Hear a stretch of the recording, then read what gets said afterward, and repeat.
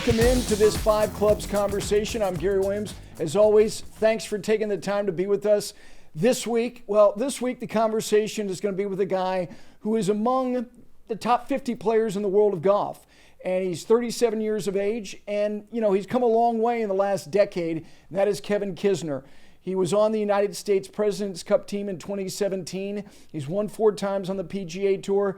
But most importantly, Kevin is a righteous dude. He's going to give you his thoughts and his opinions on anything as it pertains to his career, the PGA Tour, the game of golf, the future of the game, whatever it may be. And I really enjoy talking to him because he is unfiltered. When he has something to say, he's going to say it in a way that is completely authentic and totally honest.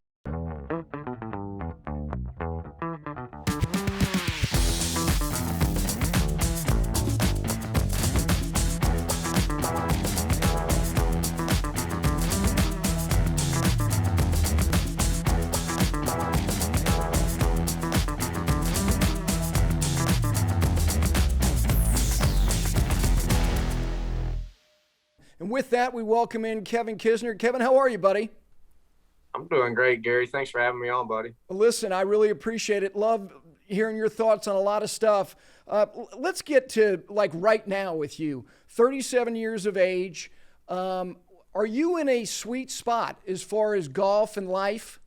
I think I'm in the sweet spot. I'm just grateful for what I've accomplished and grateful for the opportunities still to lie ahead. And, if I could have drawn it up 15 years ago when I started, it's probably exactly gone to plan. So not many people in this world can say that. So I'm very blessed to be able to accomplish a lot of things I want to see a lot of things. And then obviously the family side's been spectacular with 3 healthy children. Kevin, it's interesting. You mentioned the 15 years, turning pro in 2006. You got your card. You're out there for 2 years. In those 2 years, in 11 and 12, you combined, you made about $500,000 roughly. And then you had to go back to the Korn Ferry Tour. You won in Chile. You get your card back, and then you rip off years, 3.4, 2.9, 4.7, 3.4, and I'm talking in millions. What was it? What was it that happened? Was it psychological? Was it technical that you turned a corner and made the big pivot? Well, I owe a lot of it to John Tillery to help me with my technical side on the golf swing. I never was a great ball striker. I just had a lot of grit and knew how to get the ball in the hole. I never had a lot of instruction growing up. I just played and competed and gambled and tried to beat people I was playing with. And when I got on tour, I realized that wasn't going to be good enough. So I think, golf's just like any other business. Experience is key. And the more experience you have, the better you get and the easier things become. So I think the experience of those 2 years and going back to the Korn Ferry and realizing that I'm better than what I've performed up to that point was huge and super helpful for my career. So when I got the opportunity to go back, I had way more confidence in my technical side, and I had the experience on my side. So I think the two combined really helped me take off. And you well aware that the PGA Tour, once you start skyrocketing it up and you get in these bigger tournaments, you don't want to miss those tournaments. So they have it set up to where you succeed. It's easier to succeed, and I think that's what's been helpful for my career. That is such a great point, and it's huge for people to understand. The more you achieve, the more production you have. I think the more insulated you become in terms of the schedule you can make, the events that have no cuts. You show up, you're getting points. It's like a speakeasy. You're playing, playing poker with somebody else's money. Did you have to experience that to realize how beneficial that was going to be? Well, I kind of went from a nobody to all the way in the top 50 in the world overnight. So it was something that all of a sudden my agents call me and tell me I'm in the majors. I'm in this World Golf Championship. I'm in this tournament. We got to change your entire schedule. And it all culminated so quickly for me that, it was a perfect storm because I was playing well. So I started getting in these bigger tournaments as I'm playing well and I have the confidence. So for me, it was a perfect escalation of the career where, I tell people it's like a union. Once you get in, it's hard to get out. And once you get in that top 50 in the world, if you continue to play well and you have the confidence, it's hard to mess it up when you have so many of these invitationals and bigger events with no cuts, like you said. You play well in those, it just keeps spiraling and spiraling, and your career keeps taking off. The sidestep to go back to the Korn Ferry Tour, it wasn't like the game hadn't kicked you in the teeth before. I remember you sharing a story with some juniors about your college experience being really, really good, really, really early, and then all of a sudden you turn around and you can't break 80. Did that experience and the humility of what the game can do to you, did that help you when you had to kind of sidestep and go back? Oh, no doubt. This is the most humbling game there is, in my opinion. As soon as you think you're on top, something random will happen and smack you in the face. But one of my favorite sayings along those lines is you're never as far off as you think you are, and you're never playing as good as you think you are. So when it's going great, you think you'll never play poorly again. And when you're shooting 75, you think you'll never shoot 67 again. And the next week you can win. So kind of like this past year, I never played great this past year. I had a couple top tens. I was very erratic with my game, which has not been the MO the last 5 years. And all of a sudden I'm in a 6-man playoff at the Wyndham Championship at the end of the season. So you got to be prepared for when the time comes on this tour that, you just got to keep telling yourself, like last week at the CJ Cup, I thought I was playing great and I finished 50th. I never shot over par. I shoot 12 under, finish 50th. I just never got it going. You know what I mean? And you just got to remind yourself that you're going to play well at some point. You just got to be prepared to handle it when you are playing well. And I think that's the biggest key in golf. Yeah, Lucas Glover used the term, everybody gets sizzled every now and then. You can't avoid getting zapped by the game. When you know it, when you're dealing with it, can you see it even though you're focused on you? When you're with other guys that have been on a good run and they're in a flow, and all of a sudden it goes the other way, can you see it? Can you feel it emanating from them? When you're going well, you hit a cart path and hits a tree and then bounces on the green and you make birdie, and the same shot, 6 months later when things are going poorly, hits the tree and goes out of bounds. And it's just how you react to those situations, I think, is what will bode you well for the rest of your year or your career. And when you've been out there, like I said, this is my 11th season, you've seen it all. So you got to just take your experience, know what you do well, and continue to grind on those things and wait for your weeks. I think the weeks that you got it, you got to really get after it. You mentioned about wanting to beat people and that you were inclined to want to gamble, just beat people, not focus on the technical. Where did that come from? Well, my dad was a golfer and he loved to go play, on the weekends. And when I was a kid, he used to give me $5 to go to the golf course. And that's what if I came home with zero, I had no money. So I learned how to turn that $5 into 20 and get things that I wanted. And it was a cool experience. So I still have guys here at the Palmetto Golf Club that I grew up, older men that say that I used to fight them tooth and nail for $1 on a putting contest or closest to the pin on anything. And I think that just kind of culminated into how my competitive nature has come out. I mentioned that junior event. I remember you standing up in front of 54 of the best juniors from around the world. And the first thing you said to them was, I hope you guys know that 64 played off in the Monday qualifier in Houston. Get you some of that. And I'm thinking, good God, what an icebreaker. But why? And I'm thinking, why did he say that? And I'm thinking to myself, I know exactly why he said it. Don't ever think that this game owes you something, that you're entitled to something in this game. Was that essentially what you were trying to express? 100%. And I want the kids to understand how hard it is, that just because you're winning the Sage Valley Junior Invitational doesn't mean you're going to be playing in the Wyndham Championship next year. And it's the most what have you done for me lately game there is. And, guys can fall off the wagon and you don't hear from them anymore. And if you don't continue to progress and continue to do the things that you do well, it can just boggle you up. So if the kids come out expecting things, I just think they're going to get killed early. You see it every year with these guys that come out of college and get to 5 or 6 sponsor exemptions and never make a cut, and then their career spirals the wrong way. And I think it's such a hard thing for us to do in our game is to, between agents and how we do things is we build these kids up and you're going to be great, and then they come get their teeth kicked in, and how do you respond is how your career is going to end up going. Kevin, there's so many Georgia guys, and you guys obviously you're coming from a system where there is an inherent competition around you, guys that believe that they're the best. I think that is a great culture to be in as prep. But when you're around guys like that, you're also supposed to be rooting for them to some degree. I've always found that dynamic about college golf to be such a challenge. Were you challenged by that? Well, that's what I tell people all the time. The greatest part about my career in Athens was that nothing was given to you. Every week we qualified, no matter what. And we took the top 5. It didn't matter if the worst 5 players qualified, they got to go on that trip, even if the coach didn't want to take them. He's like, that's the deal, qualify better. And it really teaches you, because in every step of the game, you qualify. You Monday qualify, you qualify at tour school, you qualify to make the cut. Every step of the game is qualifying. And I think these college coaches are doing an injustice to the kids when they just handpick them to go because they know they're the better player. And in reality, it doesn't prepare them for what's to come.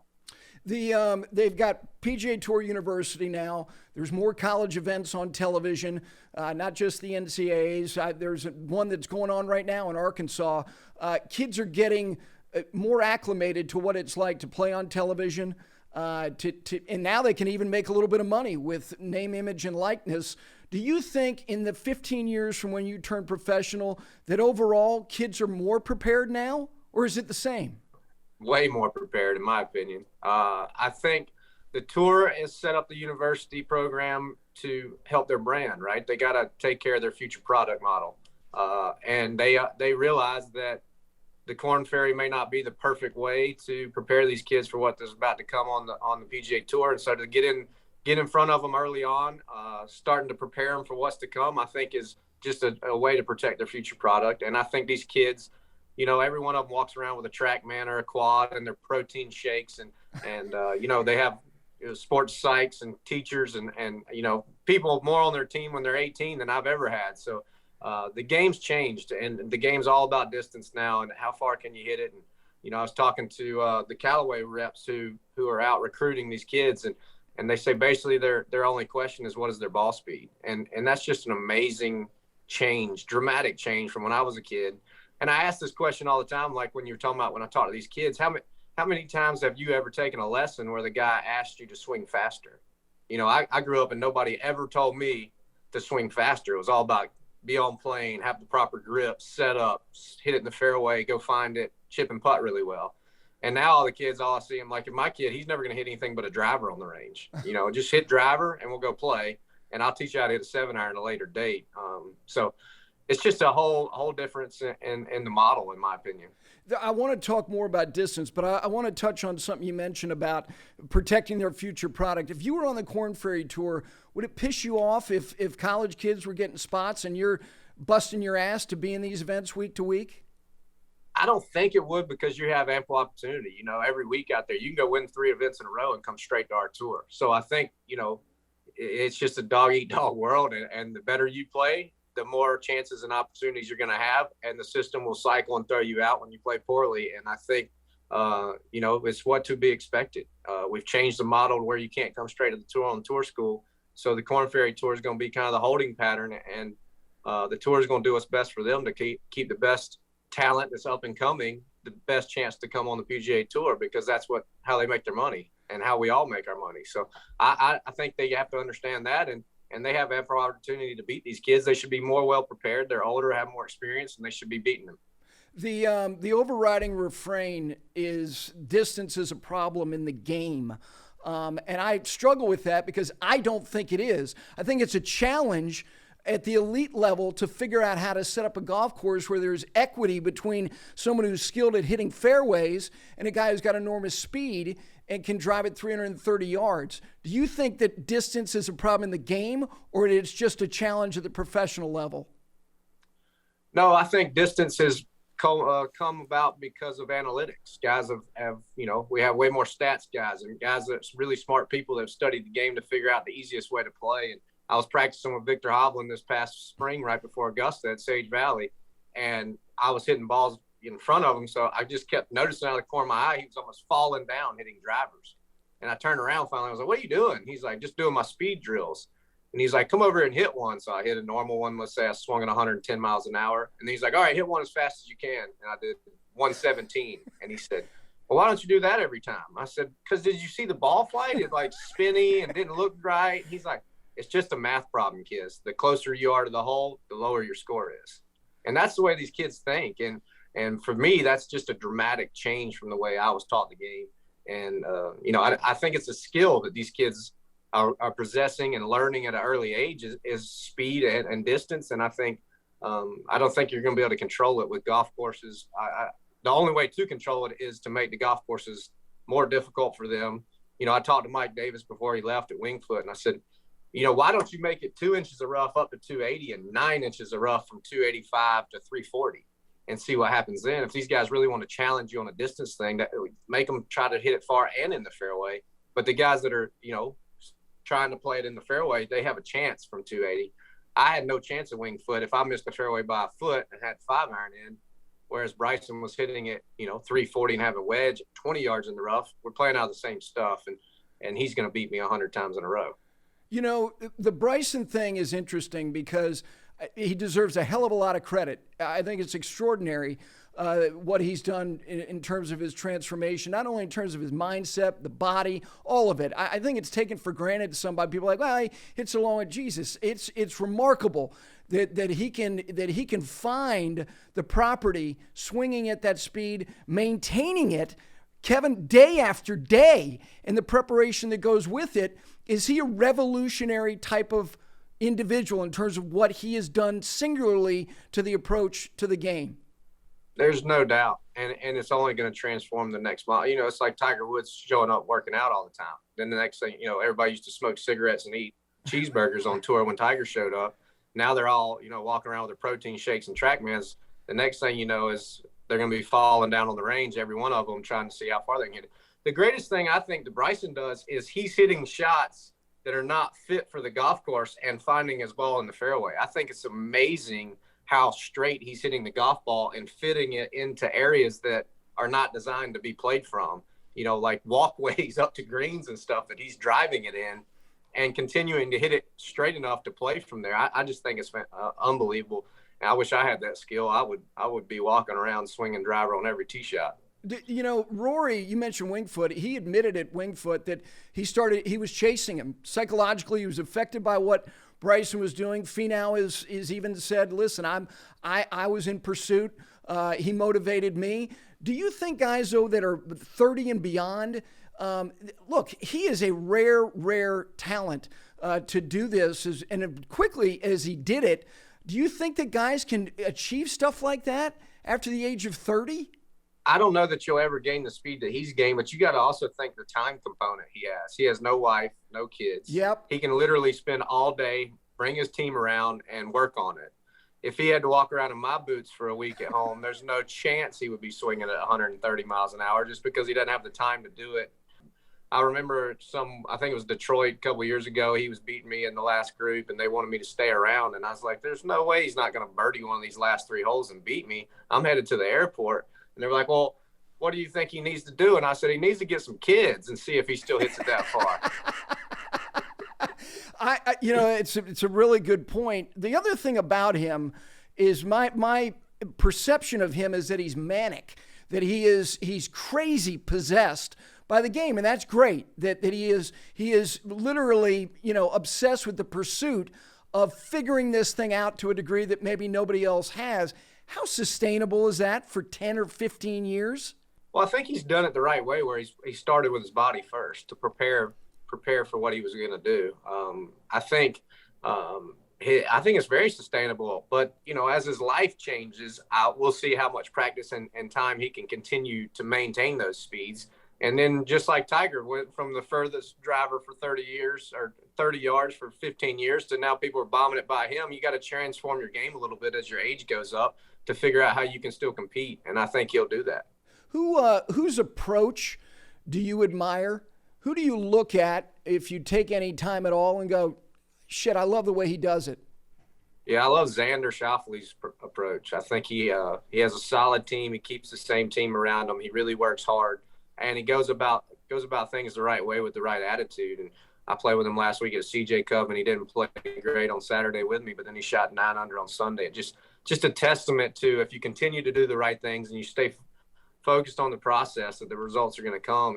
And I think his entire work ethic and the way he goes about it is a testament to what to how his career's gone. You've showed up at places, and I don't think it's a defeatist attitude. It's just an honest assessment of your chances. Do you have to pick your spots? No matter how good I can putt, I have to have, there's weeks I show up where I know if I don't finish top 5 strokes game putting, it's not going to be a super successful week. And there's other weeks I show up and I know if I have an average putting week at top 20 or 25, I'll be in there with a chance to win. And those are kind of my preparation, which it becomes increasingly more difficult when you have to put that much pressure on your putting compared to I just got to hit it far, because I know I can hit it far every day. I may not be able to find it. I can hit the same putt every day from 12 feet and only 60% go in. Yep. So it's you just got to ride the waves and understand what you do well, I think. In a profession where winning is an infrequent experience, is winning a skill? Oh, for sure. It takes luck in the variance, first of all. You can, like I said, you can do the same things this week as you did last week and it have completely different outcomes. So the variance is a big part of it. But when you get in the situation, I always tell people when I have a chance to win, it with 5 holes to go. And you either one step up and continue to go, or there's weeks where it just doesn't work out. And I think the biggest skill that people need to know about winning on the PGA Tour is there's no backup. I remember, Johnny Miller always used to talk about choking. I haven't seen somebody choke in 10 years on the PGA Tour. And when I have the lead or I'm around the lead, every time I get to the next hole and look at the board, I'm amazed. The top 3 guys all made birdie, or 2 out of the 3 birdie 2 of the last 3. And I've gone from thinking I'm winning to now I'm 1 back. And it's amazing to me that how much these guys stay on the gas pedal when it's coming down the wire. Azinger, the thing he said about choking, his belief is that you guys choke for 2 reasons if you do it at all. It's money, it's cash, or it's prestige. Do you believe that? I just have a hard time with the money deal because I've never once stood on a tee with a chance to win and said, if I don't do this, I'm not going to win $1 million. I just never have. It's never crossed my mind, the money side. The prestige, I don't really get caught up in that, but I may be different than a lot of guys. I want to win to hold trophies and to show off to my family that I could do what all the hard work I've put in, accomplish what I was working towards. I don't want to win so I can go on your show and show you my trophy. That's not what I want to do. I want to win to prove to myself and my family that all the time and energy and effort that I've put into what I've done, to what I'm trying to accomplish happened, and hard work pays off. I think it's a great lesson for my children. And as they're getting older, like just to win them, they were so excited and so much different than my previous wins because they got to experience it. And they understand that, hey, Dad's gone again, but there's a reason why Dad's gone, or why Dad can't go to my soccer game tonight. It's because he's working, and that's what he's working for. One thing that I've thought as it pertains to you, and I don't think it's because of what your skill set is. You inherently have a grit and a grind, and I'm going to dig in when it's time to go to work. You've even said this isn't a hobby, it's a job. Who plays broke? Who goes out there every day and you think that they've got a water bill that they've got to pay? Well, I think all of them do now. I mean, it's a straight money grab. We're playing for so much money, and with the new media rights deals coming into effect, the money's only going to go up. And guys are as fiery as I've ever seen on the PGA Tour and excited. And one of the aspects that is interesting this year is we've had graduations from the Korn Ferry Tour for the first time in 2 years. So There's a lot of new faces, a lot of kids that are prepared. They've had 2 years to get out here, and they're mad that they missed out on an opportunity, and they're ready to come kick your butt and take your spot. So it's amazing how good the level of play has gotten. I mean, look at last week that I shot 12 under and finished 54th. So I know it was not a hard test of golf course, but I'd be hard pressed to say an amateur or a 0 handicap would have ever shot under par around there. And I could hardly make a check at 12 under after 4 days. So I think the preparation and all these guys, how fiery they are, is only going to breed more success and more high level play for the entire PGA Tour. Kevin, you mentioned the media rights and look, the new deals, it's more money. The amount of money being put into the FedEx Cup, the bonus pool, this PIP. See, to me, that is, at least in the last year, is a reflection of what I understand as being an existential threat to the tour, and that is these alternative opportunities to play globally. You're an aware guy. You know what's going on. Is that a real threat? Yeah, I think there is a real threat when you talk about people that have the amount of money that some of these people do. Money talks and BS walks, and when you can throw this amount of money to get something that you're really passionate about getting, it can happen. I think the PGA Tour is doing a great job of trying to squish out any competitive threats and keep these guys as happy as possible. And I think you'll continue to see ways that they're going to try to enhance their model to keep guys playing. Without the top 10 in the world, the PGA Tour is not nearly as successful. So they need their talent to stay around, and I think they're going to work their butts off to keep them around. Yeah, I agree with that, but Saudi money is stupid money. Yep. And it seems like there's an inevitability that somehow, some way, I don't know what the profile of the fields are going to look like, and you mentioned the top 10, that this is going to happen, don't you think? When there's that amount of money backing it, they can make it happen. The only thing that I haven't wrapped my head around is all the partners that people have off the course and what happens with that. And are these people going to be, still paying them to do business with Saudi Arabia, or are they going to just end all the, like I have 8 relationships off the course. Am I going to call each one of them if Saudi Arabia has to pay me enough to call all these and end all those relationships? I just think there's so much to work out with that aspect that I don't know the time frame, but I just think that's an interesting dynamic that nobody's talking about. It's huge. I agree with you. The thing about the Saudi stuff is that the United States is so in bed with Saudi money. I mean, if you go to Silicon Valley, they are covered up with Saudi money. But yet, if you guys entertain the idea of being a part of this, you're going to look as if you're complicit with a regime that people look at and go, God, your human rights record is awful. Right. But you guys, you're right. This is going to be a big problem. Yeah, I don't know what the future holds with that. I've heard for the last year that people are announcing they're going with them for every week for the last year, and I haven't seen one yet. But the only way I see it is if a top player goes, I think it'll be a domino effect to see that will happen with the players. But what if they all commit tomorrow? And then Jay says you can't play any more tour events, and a Saudi league event doesn't happen for 2 years. Where are they going to play? What are they going to do? How are they going to, is Saudi Arabia going to continue to pay them, or this league continue to pay them until they have an event? I have a hard time trusting that. Do you watch golf on TV? Because do you spend an hour watching televised golf?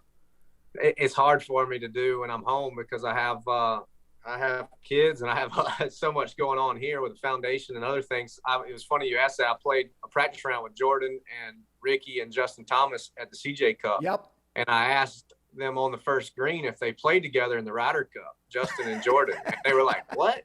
And I was like, did y'all pair up? Did they pair y'all? I mean, y'all are best buds. I figured they would. And they're like, you didn't watch?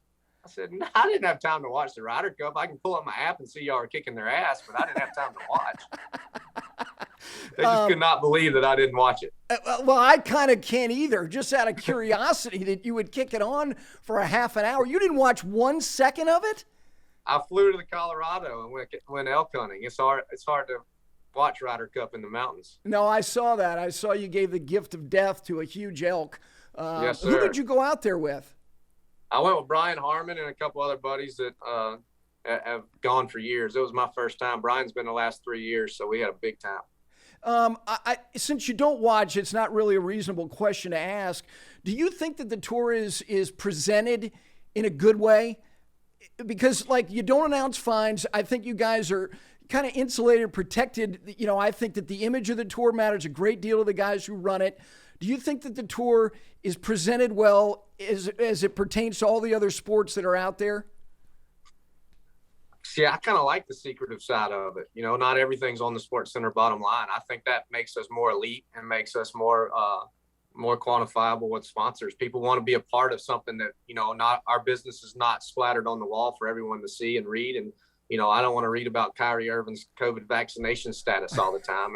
And neither do you. It just doesn't matter. Those things don't matter. And at the end of the day, it's all about the product model and what you're displaying. And if really good guys are competing for a win, just like this past week, Ricky Fowler and Rory McIlroy. You couldn't ask for a better group of guys competing, playing unbelievable golf. That's what sells for us, and I think that's a good light for us to continue to showcase to the world. Yeah, you mentioned your foundation. I want to ask you, look, when you get to a position where you have a profile, you have a chance to impact people, I always believe if you've got a soul, if you have depth, you never forget where you came from. Even if you leave where you came from, you haven't. Trying to impact people in that area. What's the most important thing that you and Brittany try to do as far as your messaging? Well, we want people to understand that I've been blessed to have the platform to be able to raise money to help others. That's what, my biggest thing is, like, I don't want people to, I'm not doing this for the fame or the articles in the paper. I'm doing it to actually make a difference in the community. And, it's a lot of work, and we don't want people to think that, we're ever complaining about how much work it is, but it's a ton of work and a lot of effort. Brittany's always working on that foundation. Our event's coming up in a few weeks, and we just left a meeting with our executive director, trying to plan. I got 20 tour players flying in here, musicians, doing the whole 9 yards. It's like throwing a wedding every year for an event, but the proof's in the pudding. When you give back to your community and you can actually physically touch and see a change that you're doing, it's worth every penny. And we are blessed to have a lot of local support, and all our money goes back into the local area. My off-course sponsors have been fantastic supporters, even though they're not from this area. And I just think that's so cool that they support my career and they support our philanthropic efforts. And it's just a cool thing. When I was first got on tour in 2009, 10, I never dreamed that I would be able to have a foundation. I probably didn't even know what a foundation was. And then the next thing I know is they're telling me they're giving me a charitable donation from the President's Cup, and I needed to start a foundation I need to tell them who I want to give it to. And so from those efforts, it's turned into a multi-million-dollar foundation that is giving away, over $600,000 to our local community and making bigger splashes in the future. So it's a really cool deal. It's a ton of work, but I really enjoyed the actual impact that you make. Are you ever hesitant, reluctant to make the ask of your peers, your buddies, to carve out the time to come and support you in the way that they're going to? Well, I'm also blessed that Wheels Up is an off-course sponsor, so they sure make it a lot easier on that aspect. So this year I'm flying guys from Houston on Sunday night. They're flying into Sage Valley. We play Monday morning, then I fly them on down to the RSM. So you try to make it logistically where it's helpful for the guys and it's not much of an ask. When you get to the position you're in, you have choices. And I'm curious about one of your sponsors, because I'm now aligned to some degree with the great folks at Stansberry Research, and you're smiling because they're like-minded, and it has nothing to do with what they do for a living. Is that why that relationship works for you?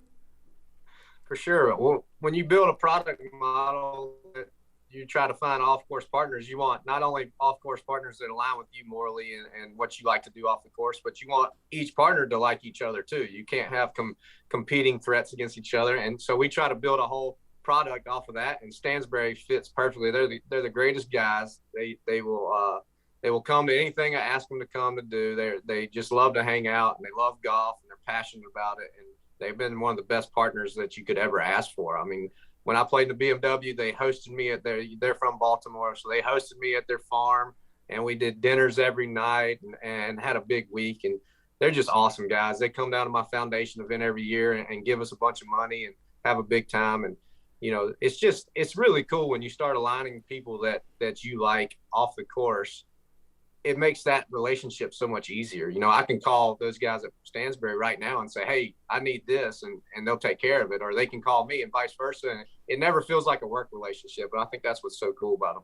By the way, you took my guest house. I've stayed in that guest house on the farm, and they're like, Kevin's staying there. I'm like, why? Because he's won a World Golf Championship? I mean, I stayed in that thing for the member guest caves. I didn't want to leave every morning. I'm like, Jameson, why are you picking me up? Come an hour later. No doubt, man. I mean, it was like the perfect storm for me. I had a side-by-side vehicle parked outside and a 100-acre farm to ride around and look at animals every night. And then he would be like, all right, we're about to have dinner. I'd go up and the chef served me dinner every night. How much better could you have it? You can't. A couple things before I let you go. I'm interested by who people spend time with. And, you mentioned Thomas and Ricky and Jordan. Ricky is kind of split between you and Jordan and Justin in terms of your vintage, your age. Why do you think that you guys make sense as far as being friends the way that you are? Well, we all love to compete and gamble against each other. We love to rib and talk a bunch of shit to each other. That's one aspect that's really great. And, they always laugh at me. Duff's kind of in that group too, and they call us the old men. So it's like they ask us for advice on things as we're going along. And, I don't know. I like to stay young, so I like to hang out with the young guys. I want to see what they tell me. I remember when TikTok came out, they were making me download TikTok on my phone. I didn't even know what it was. And so they keep me up to date on all the things I need to know. And they're a lot of fun to be around. They're way more golf junkies than I ever was, but I try to tell them that there's a lot of other things out there that we can do and have fun together than just play golf. Kevin, one thing I think, and this is just a random observation, whether it be you or Duffner, I think those guys love you. One reason is that they have a responsibility to never say anything. You know what I mean? And you don't give a shit. You're just going to say what exactly. You think. And I think they love that. Exactly. Yeah, I agree. And there's plenty of times where they've been like, don't worry, kids will take care of that for us. Don't worry about that. Kids has that. And they know I will. And that's fine. I love being able to speak right from the chest. And, they're superstars. I'm not. And that's what I like about where I am in life and where they are. And they want to hang out because I'm funny, and I'll treat them just like they're one of my buddies at home, where they have people treating them like they're some superstar all the time. I don't really give a shit if they're a superstar or not. I'm still going to treat them the same. Let me leave you with this. The line, "This ain't no hobby," is great. I think it's a cold dose of reality for people who think that this is hit and giggles. Do you have a finish line? Can you see where your finish line is? Yeah, man. I tell people all the time, I don't want to be in a Hilton Garden Inn by myself in Illinois while my daughter's, going to prom, or my son's playing in his first big baseball game. I don't see that. And I think one of the things I talk to Jay Monahan all the time about is the transition of the tour with the amount of money we're making now compared to our previous generation. Is Jordan Spieth at 45 going to be playing the tour with $100 million? Probably not. And at some point, I want to be able to hang out with my family and say, I washed my hands of that. It was great. And it's time to move on to something else. So my end game is when my kids have had enough of me traveling, and I've had enough of me traveling by myself, that I'll come home and hang out with them. With you saying that, let me just ask you this one last thing, because I don't understand it. People who love sports, they never complain, by and large, about contracts that are signed, guaranteed contracts for hundreds of millions of dollars by NBA players, Major League Baseball players. But for whatever reason, they think that the money in golf's a problem, as if that's going to soften you guys, or your edge is going to be, dulled because of that. I think that's ridiculous. Do you? Yeah. I think it's absolutely ridiculous. I went to Vegas for 2 weeks and I made $20,000. So I probably came home with a negative $4,000 to $6,000 for the 2 weeks. And I didn't even do it crazy. I flew commercial. I stayed in the house. I paid all my employees and ate dinner and rented a car. Probably spent 20 grand, 24 grand. And people don't realize that when these basketball or baseball players, they show up to the facility and have no idea where they're even playing the next night. And they have a plane waiting for them, a hotel. They don't even pack their own bags. So it's just a whole different model. And, I think we're far underpaid, if anything. Well, listen, I hope the event, and I know it will be great. You got great support from all your buddies who are going to come in. I hope you and Brittany have a fabulous event to raise money for that area that you love so much. Thank you so much, buddy. You too, Gary. Thanks for having me on, and best of luck with the podcast, man. I hope it's great. Anytime you want to have me on, let me know, and tell Jameson that he owes you one. Thank you, buddy.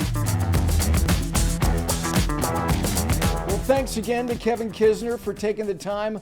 Love having the conversation with him, whatever the subject matter may be. Most importantly, thanks to you guys for taking the time to listening to this Five Clubs conversation. Next week, a former world number one, a dominant number one, two-time major champion and a member of the World Golf Hall of Fame. Greg Norman will be with us next week on 5 Clubs. For all of us here, have a great week. We'll talk to you next week.